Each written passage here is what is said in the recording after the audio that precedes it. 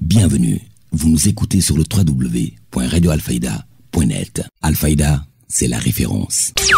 Face by Mahmoud, face Cheikh Tijani, 12h00. Mesdames et messieurs, merci de la confiance renouvelée à la radio Alfayda pour vous informer.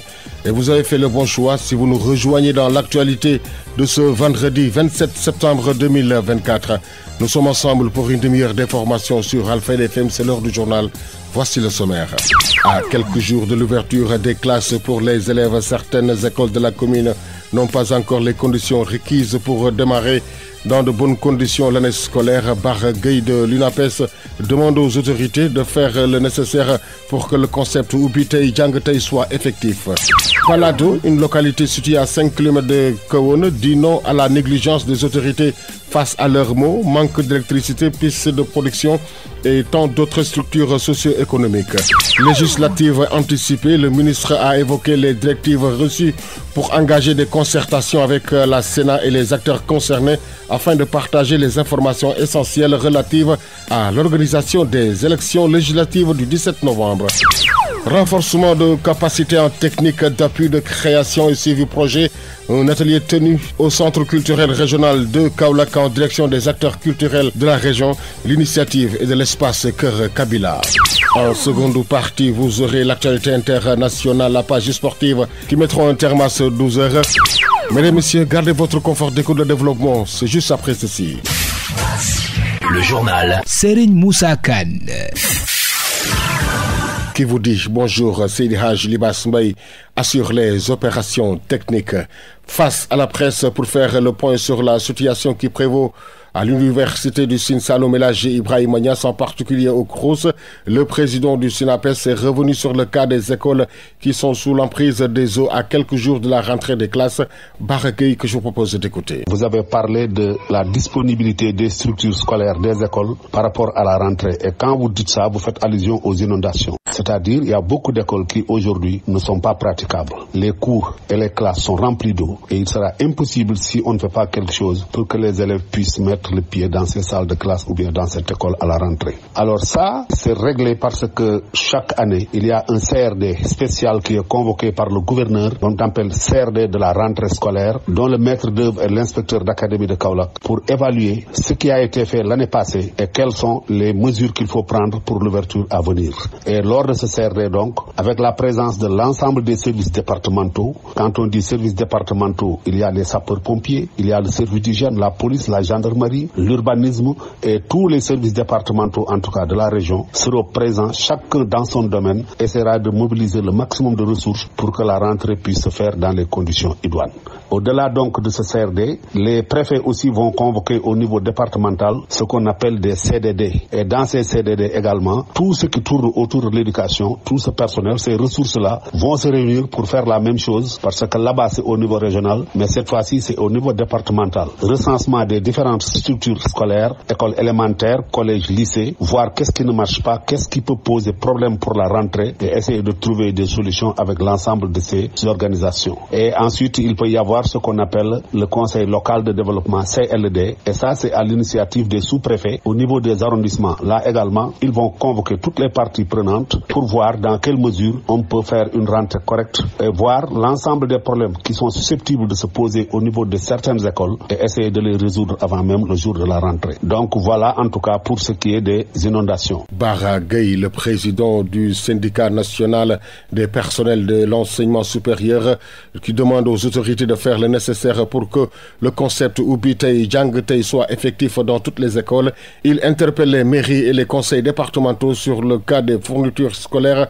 Il est ici au micro d'Aline Badara Diop. Ubitei Jangtei, je pense que nous ne pouvons pas reculer par rapport à cela. Nous ferons tout simplement confirmer cela et essayons d'œuvrer pour que cela puisse se réaliser. Et je pense que ça n'a rien à voir, que ça a été un slogan de la COSIDEP qui est une société civile. Donc c'est la COSIDEP qui avait instauré le concept Ubitei Jangtei. Il y a un nouveau gouvernement qui est là, vous avez dit le gouvernement de Bassirou Diomaye Faye. Et je pense qu'avec les autorités qui sont là, le gouverneur, le préfet, les sous-préfets, les parents d'élèves et les services, je pense que tout le monde va s'atteler et chacun dans son domaine faire pour que le Ubitei Jangtei soit une réalité. Mais pour que ça soit une réalité, vous avez posé une troisième question, c'est-à-dire les fournitures.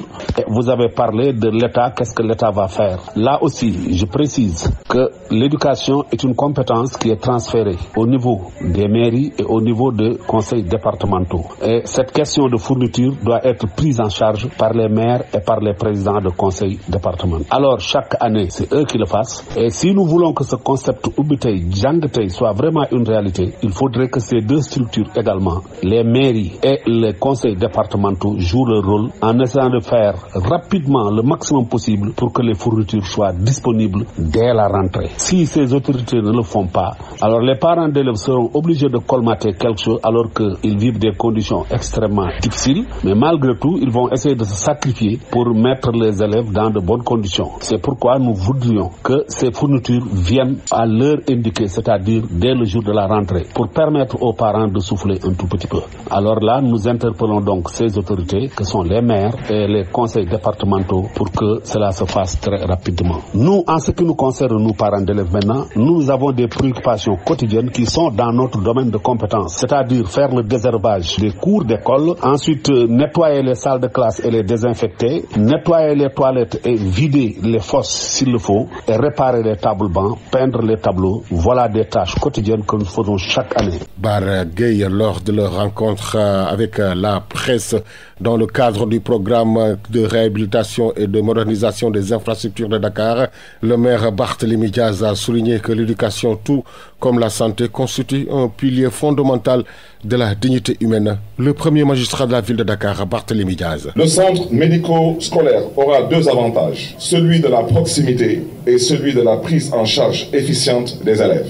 En effet, ces derniers ont besoin, dans leur environnement immédiat, d'infrastructures sanitaires pour détecter, prévenir, soigner toutes sortes d'anomalies pouvant entraver leur concentration et leurs résultats. Mesdames, Messieurs, la ville de Dakar sera toujours présente aux côtés des populations, particulièrement auprès de la jeunesse dakaroise, quel que soit par ailleurs le secteur d'activité, pour permettre à cette catégorie sociale de participer pleinement au développement local. Ce développement que nous voulons inclusif et participatif ne laissera aucun secteur en rade. Il se fera avec toutes les filles et tous les fils de la ville de Dakar. Monsieur le maire Cheikh Gueye, votre implication a été cruciale dans l'exécution de ce projet. Je voudrais m'en réjouir. Je magnifie cet exemple de coopération décentralisée qui cadre parfaitement avec nos priorités. Il va de soi que la qualité des infrastructures et des équipements est un des facteurs d'attractivité pour les établissements scolaires. Elle vient conforter la valeur des enseignements dispensés qui préparent les élèves à des acquisitions de connaissances. Je voudrais à ce stade saluer encore une fois de plus l'importance et la pertinence de l'école publique. Je vois aujourd'hui beaucoup de personnes élever la voix en oubliant qu'il n'y a que l'école publique sénégalaise qui a produit des chefs d'État. C'est pour vous dire aujourd'hui que cette école, nous devons la respecter, nous devons la considérer, mais nous devons toujours penser à ce qu'elle a produit comme résultat et ce qu'elle s'apprête aussi à produire comme résultat. Il y a aujourd'hui beaucoup de spéculations autour de l'enseignement privé catholique, mais une fois de plus, c'est l'enseignement public qui a produit au Sénégal une partie des ressources humaines qui ont contribué à faire du Sénégal ce que le Sénégal est aujourd'hui. Barthélémy Diaz, ce programme visant à offrir un environnement plus adapté aux élèves, Barthélémy Diaz a invité le maire Cheikh Gueye a exercé le droit et devoir de contrôle citoyen de l'action publique pour une livraison des travaux de qualité à date échue. Réécoutons le maire de Dakar, Barthélémy Diaz. Je vous invite également, monsieur le maire, à ne ménager aucun effort pour exercer leurs droits et devoirs de contrôle citoyen de l'action publique pour une livraison des travaux de qualité à date échue. M'adressant aux autorités scolaires, je tiens à rappeler pour vraiment magnifier l'excellence des rapports entre la ville de Dakar et l'inspection départementale de l'éducation et de la formation. Monsieur l'inspecteur, je mesure à sa juste valeur cette franche et belle et surtout sincère collaboration. Ces mêmes rapports existent aussi avec tous les autres partenaires. Cette synergie d'action a permis de réaliser ensemble des projets en cours d'exécution. Je puis vous assurer de notre volonté inébranlable à continuer dans cette voie de la concertation, du dialogue et du partage d'expériences afin de co-construire le futur que nous voulons pour nos enfants. Parce que l'éducation est une clé qui ouvre les portes de l'avenir. Et comme l'a si bien rappelé Cheikh Gueye, à l'endroit d'un ancien président des États-Unis d'Amérique. Si vous pensez que l'éducation est chère,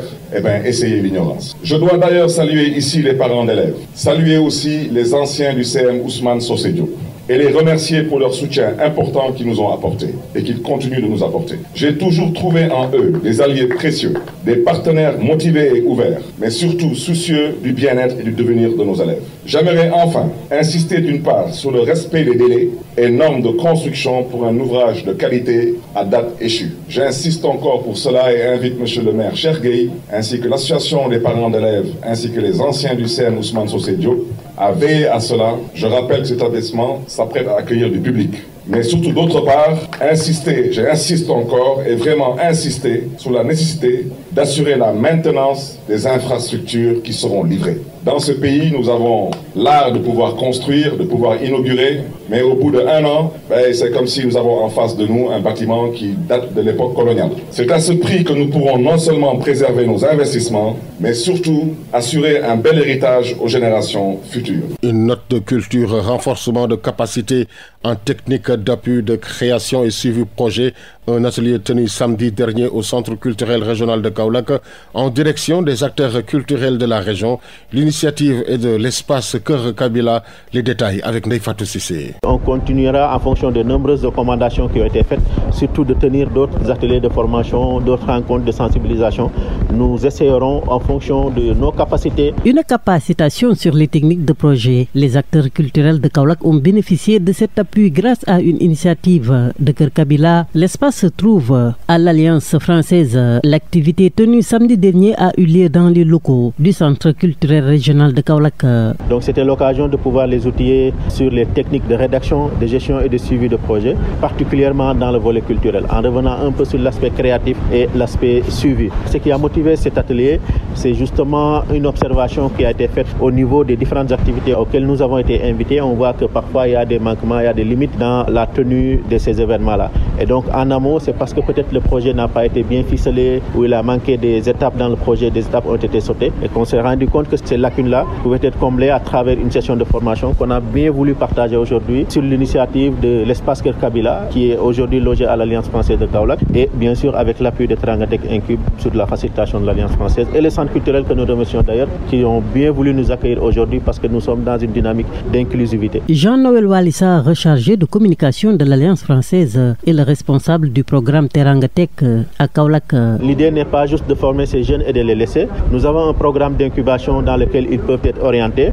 L'appel à candidature va être disponible et ces jeunes-là, s'ils le souhaitent, ils pourront être recrutés et continuer à bénéficier de l'ensemble des expertises qu'on a eu à partager pendant cette session de formation. Au-delà de ça, pour ceux qui souhaiteraient tenir des événements comme un festival, comme des expositions, l'Alliance française est là pour dire qu'il y a plein d'opportunités aujourd'hui qui sont mises à la disposition de ces récipiendaires et que ce que nous leur souhaitons, c'est d'avoir beaucoup de conviction en eux et d'avoir une envie d'aller au-delà de ce qu'ils ont eu à proposer. À la fin de cette journée de formation, les bénéficiaires, notamment des acteurs culturels, ont reçu en guise de sanction des attestations. Que ces attestations ne soient pas rangées dans les tiroirs.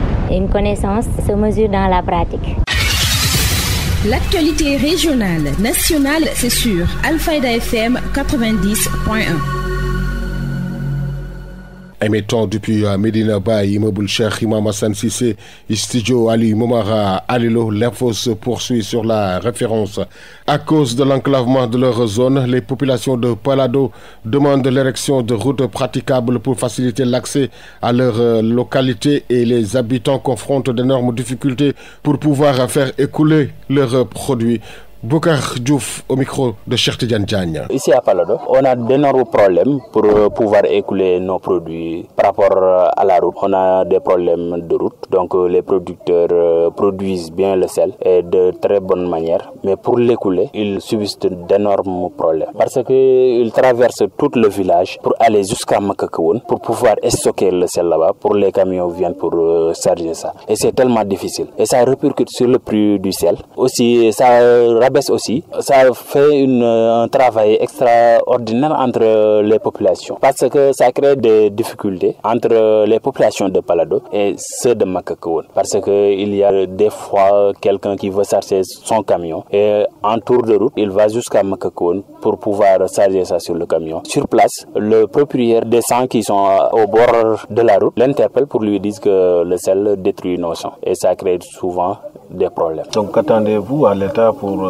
une solution définitive? Vraiment, comme Palado est un village qui fait tout avec ses propres moyens, nous sollicitons l'État à pouvoir aider cette population parce qu'on le mérite. On le mérite amplement. Par rapport à ça, on veut des routes qui viennent de Makakawon jusqu'à la mer. Ça ne fait même pas 1,5 km. D'ici à Makakawon, ça fait 1 km. Donc on veut que l'État vienne nous aider sur ça, de produire de bonnes routes pour que la population puisse se déplacer facilement et sans problème. Selon toujours le président de l'association des jeunes de Palado, Boucar Diouf, qui poursuit que le village s'agrandit sans infrastructure de base, 4 salles de classe construites par les villageois et le manque d'électricité y est. Réécoutons le président Boucar Diouf au micro de Cheikh Tidiane Diagne. Concernant l'école primaire du village, les enseignants subissent d'énormes problèmes pour pouvoir aider les jeunes à apprendre sainement. Concernant aussi la clôture, le maire qui était là a fait la clôture à demi-mesure parce que la clôture est faite à 4 parties, mais l'un des parties n'est pas réalisé. On veut qu'il le réalise le plus rapidement possible parce que c'est ça qui va aider les enseignants à pouvoir aider les jeunes pour mieux se concentrer dans leurs études. Concernant aussi l'école aussi, il y a le problème des salles de classe. On a d'énormes difficultés pour que les jeunes puissent être à l'aise dans les salles de classe. Dans l'école, il y a 4 salles que la population de Palado a réalisé ça. Et aussi, les enseignants subissent des problèmes pour pouvoir tirer leurs documents à Palado. Ils sont obligés de se déplacer vers d'autres villes, comme d'autres villages, comme Makakawon, ou bien jusqu'à Kawon, pour pouvoir tirer leurs documents. Vraiment, c'est déplorable. Concernant aussi cela, on note aussi la difficulté d'électricité. L'électricité n'est pas installée à l'école. Il y a des abris provisoires et des salles qui n'ont pas encore fini d'être construites. Et que la population a fait tout pour pouvoir réaliser ça de manière incroyable. Mais ils subissent des fois des blocages et que nous voulons que l'État vienne pour pouvoir aider cette population, qui sont une population qui ne fait pas de bruit. C'est une population qui travaille durement, sans bruit. Politique, nous en parlons dans Alfayda Midi. Pour un processus électoral inclusif et transparent, le ministre de l'Intérieur et de la Sécurité publique a tenu une séance de travail avec les acteurs qui interagissent autour des élections législatives. Le général Jean-Baptiste Tine, que je vous propose d'écouter. Depuis ma nomination à la tête du ministère de l'Intérieur et de la Sécurité publique, pour échanger avec vous dans un contexte particulier sur nos préoccupations communes relatives au déroulement du processus électoral. En effet, à l'occasion du dernier Conseil des ministres, tenu le mercredi 18 mars 2024, Monsieur le Président de la République, en revenant sur la dissolution de l'Assemblée nationale, a mis en relief la nécessité d'une bonne préparation pour une organisation impeccable des élections législatives anticipées prévues le dimanche 17 novembre 2024. Par ailleurs, le président de la République m'a invité à engager des concertations avec la Commission électorale nationale autonome, Sénat, les acteurs politiques et les organisations impliquées afin de partager toutes les informations techniques, administratives et financières relatives à ces élections législatives anticipées. Il m'a aussi demandé de mener une vaste campagne de communication auprès des acteurs politiques et des populations pour préciser dans la transparence les règles d'organisation du scrutin et de déroulement de la campagne électorale. La posture d'ouverture du chef de l'État illustre parfaitement sa démarche de recherche constante de consensus politique et sa démarcation nette de toute forme d'unilatéralisme décisionnel. Cette forte croyance aux vertus de la concertation se traduit à notre niveau en instructions qui rencontrent notre totale adhésion en tant que ministre de l'Intérieur chargé de l'organisation des élections. Pour rappel, le président de la République a procédé par décret 20-24-1980 du 12 septembre 2024 à la dissolution de l'Assemblée nationale, et ce, conformément à l'article 87 de la Constitution, et a fixé la date du scrutin pour les élections législatives anticipées au dimanche 17 novembre 2024. Lors de cette rencontre, le ministre Jean-Baptiste Tine appelle à la sérénité, à la concentration, à une collaboration constructive entre toutes les parties impliquées, éviter les postures contre-productives. Réécoutons le ministre, le général Jean-Baptiste Tine. Et comme nous le savons, le régime juridique de la dissolution de l'Assemblée nationale est sommaire, voire lacunaire au regard des textes qui la gouvernent. À l'évidence, si l'on se réfère au principe de la hiérarchie des normes, les dispositions de la Constitution doivent prévaloir sur toutes les dispositions incompatibles, comme l'a rappelé le Conseil constitutionnel dans sa décision numéro 2 C-2024 du 10 juillet 2024. Ainsi, les délais prévus par le Code électoral ne peuvent pas être appliqués au présent scrutin. Par conséquent, les dispositions constitutionnelles donnent une base juridique suffisante au président de la République qui dispose d'un pouvoir réglementaire en matière électorale pour comprimer, voire déroger aux dispositions du Code électoral afin de se conformer aux délais constitutionnels non extensibles. Sous ce rapport, l'organisation de ces élections se fera dans un chronogramme particulier avec des délais réduits. Ce qui appelle de votre part et de notre part sérénité et concentration et une union sacrée autour de l'essentiel. C'est pourquoi j'ai tenu à organiser cette rencontre pour partager avec vous, partie prenante du processus électoral, des informations sur le déroulement des opérations électorales en perspective du scrutin du 17 novembre 2024. À mon avis, avoir la même compréhension du calendrier électoral constitue déjà un premier pas vers un compromis dynamique. La focalisation sur les divergences et l'absence de volonté et d'effort pour comprendre les enjeux et l'encadrement juridique compromettrait les chances d'aboutir au consensus souhaité par tous les acteurs du processus. Nous vous invitons donc à éviter toute posture contre-productive et vous assurons de notre disponibilité à poursuivre le dialogue pour trouver ensemble les meilleures solutions dans le respect des textes en vigueur aux difficultés que vous pourriez rencontrer dans le cadre de ces élections. Sur Alfayda FM, la radio qui vous informe partout où que vous soyez dans le monde, la coalition Djoubanti va œuvrer à prendre les mesures idoines aptes à rendre à nouveau la destination Sénégal attractive afin de pouvoir restaurer la confiance des investisseurs. Le professeur Souleymane Diagne à l'issue de leur conférence de presse. Nous comptons également dans ce contrat de législature moderniser le secteur des transports en mettant en place un fonds à la disposition des acteurs tout en régularisant la profession des chauffeurs de taxi en les protégeant et en facilitant l'accès au financement. Alors, il y a également l'objectif dans ce contrat de législature de créer un fonds national pour l'entrepreneuriat des jeunes. Aujourd'hui, avec tous les mécanismes de financement que vous pouvez citer, l'ADER, le 3FPT, le FONGIP, les jeunes n'arrivent pas toujours à trouver les financements adéquats pour le projet. Et nous comptons par des innovations à travers le Fonds national pour l'entrepreneuriat des jeunes, appuyer les jeunes dans le financement d'initiatives entrepreneuriales pour relancer l'innovation. Également, concernant la laïcité, nous comptons encourager le dialogue interreligieux, promouvoir une politique de cohésion sociale par le biais d'un dialogue interreligieux fécond, actif, afin de renforcer l'unité nationale tout en respectant les diversités culturelles et spirituelles. La coalition Djoubanti s'engage à maintenir et à renforcer le principe fondamental de la laïcité dans nos institutions. Je crois, Pierre l'a rappelé, que la laïcité est un principe fondamental auquel nous tous, nous devons nous soumettre. D'importantes mesures sont annoncées par les responsables de la coalition Djoubanti, dont le renforcement de l'action des forces de sécurité et de défense avec l'augmentation des moyens logistiques et technologiques. Réécoutons le professeur Souleymane Diagne. Également, un autre point dans le contrat de législature, ce sont les réformes institutionnelles. Par réforme institutionnelle, vous savez que les institutions de la République sont souvent tous inféodés au président de la République. Et nous comptons dans ce contrat de législature faire de sorte que l'Assemblée nationale ne soit plus inféodée à l'exécutif. Nous souhaitons une Assemblée qui incarne pleinement ses prérogatives en contrôlant l'exécutif en vue de renforcer le contrôle parlementaire et garantir un meilleur équilibre des pouvoirs.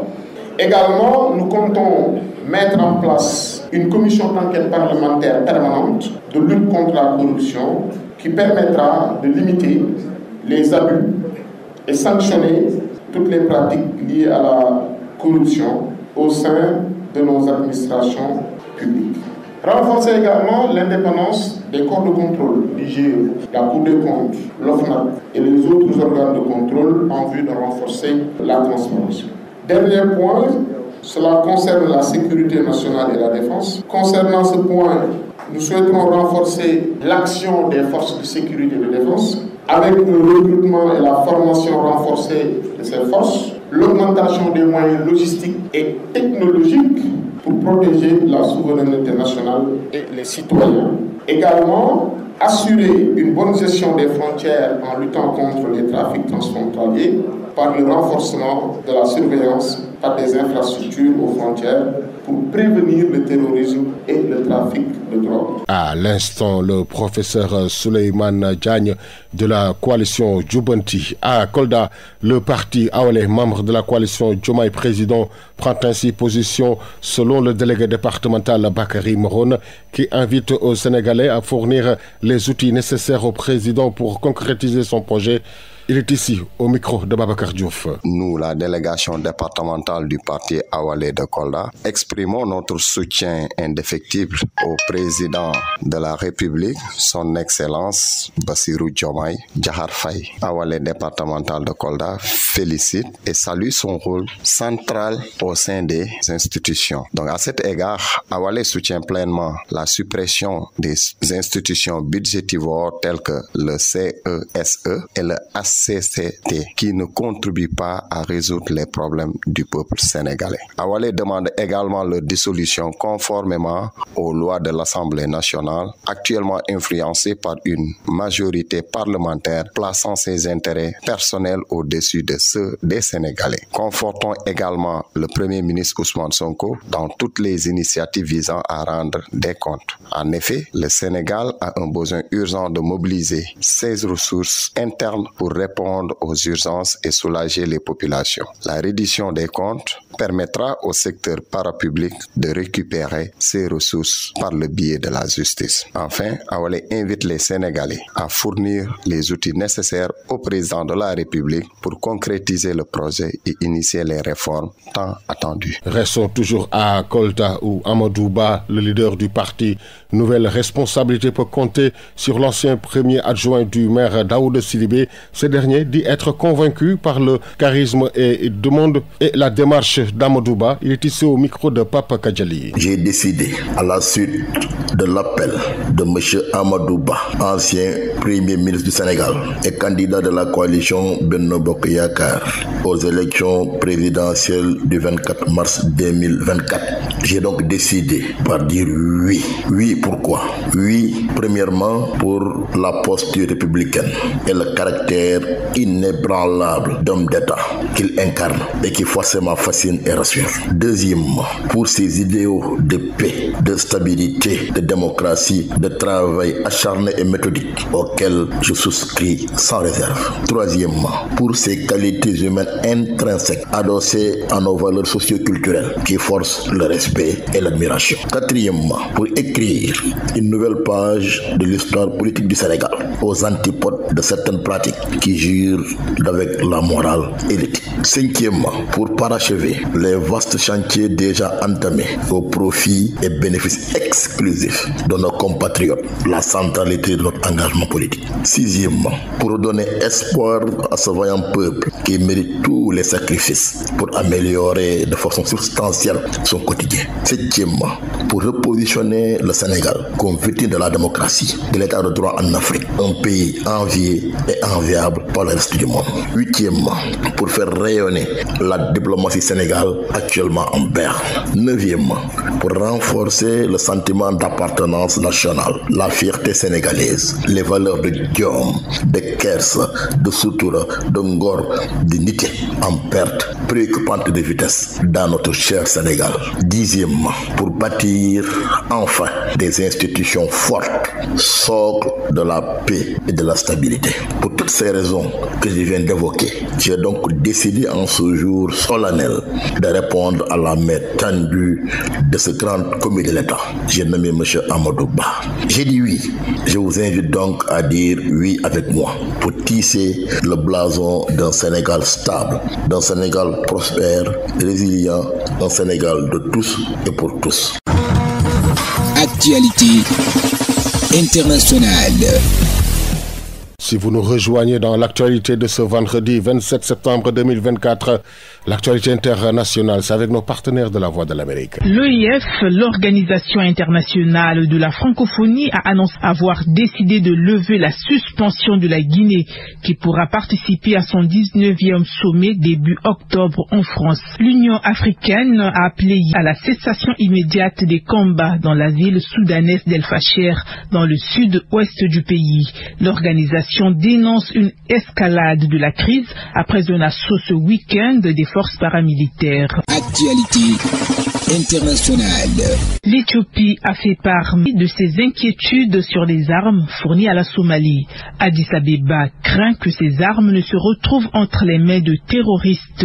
Actualité internationale. Amnesty International a rassemblé 12 000 signatures pour demander l'établissement d'une commission d'enquête judiciaire au Kenya face à l'usage illégal de la force policière lors des manifestations meurtrières de juin, annonce l'ONG. Cette démarche intervient 3 mois après que ces rassemblements antigouvernementaux de la jeunesse d'une ampleur inédite et au départ pacifique ont pris un tour violent le 25 juin lorsque des manifestants ont pénétré dans l'enceinte du Parlement. La police avait alors tiré à balles réelles. D'après le communiqué d'Amnesty International, au moins 6 personnes sont décédées et des centaines ont été blessées ce jour-là par la réaction non nécessaire et excessive de la police. Actualité internationale. La justice malienne a ouvert hier à Bamako le procès d'anciens ministres et officiers pour détournement lié à l'achat d'un avion présidentiel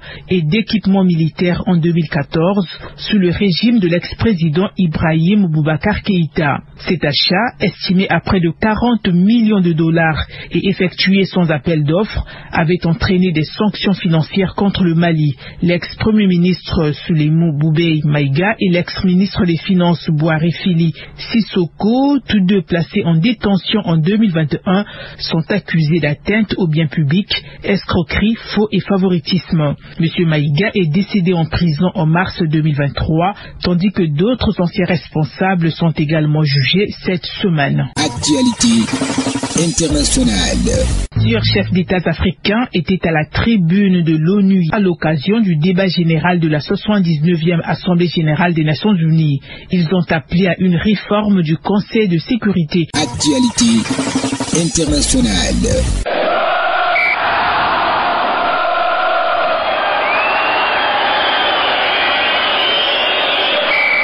L'actualité sportive.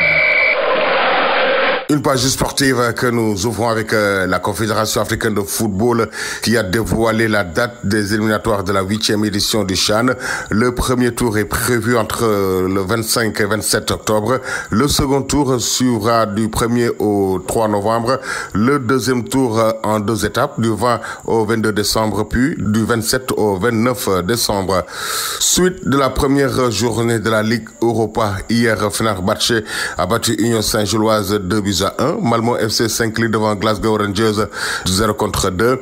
Ajax d'Amsterdam bat Besiktas 4-0. Hertha Francfort et Victoria Plzen ont fait match nul 3-partout. Roma et Atletico Bilbao match nul 1-partout. Lyon bat Olympiakos 2-0. Braga bat Maccabi 2-1. Tottenham bat Karabakh FC 3-0 avec un but de Pape Matar Sarr. En France, c'est la Ligue 1. Ce soir, PSG reçoit Rennes. Auxerre joue le Stade Brestois. 8e journée de la Liga. Valladolid reçoit Mallorca à 19h.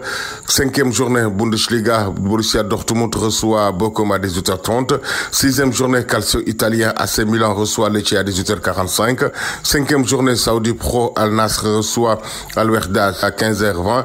Al Khadissia reçoit Al Ahli. Al Ittihad reçoit Al Khalij. Le jeune milieu de terrain sénégalais de 16 ans, Mamadou Lamine Sadio, s'est engagé avec le club danois D1, le club Norges Line. C'en est tout pour cette page sportive. C'est la fin de cette édition. Merci à Seydi Haj Libas Mbaye qui a assuré la partie technique. La rédaction en chef a été assurée par El Hadji Ibrahima Gaye. Était devant ce micro Serigne Moussa Kane. L'info revient dans moins de 30 minutes. Ce sera Wolof avec Maria Maba. Tout de suite, le rappel de ce qui a fait l'essentiel de ce midi. À quelques jours de l'ouverture des classes pour les élèves, certaines écoles de la commune n'ont pas encore les conditions requises pour démarrer dans de bonnes conditions l'année scolaire.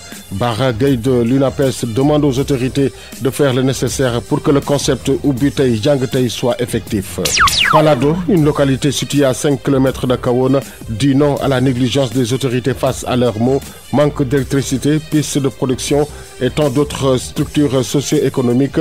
Vous avez entendu la réaction du président de l'association des jeunes de Palado. Renforcement de capacité en technique d'appui de création et suivi projet. Un atelier tenu au Centre culturel régional de Kaolack en direction des acteurs culturels de la région. L'initiative est de l'espace Cœur Kabila.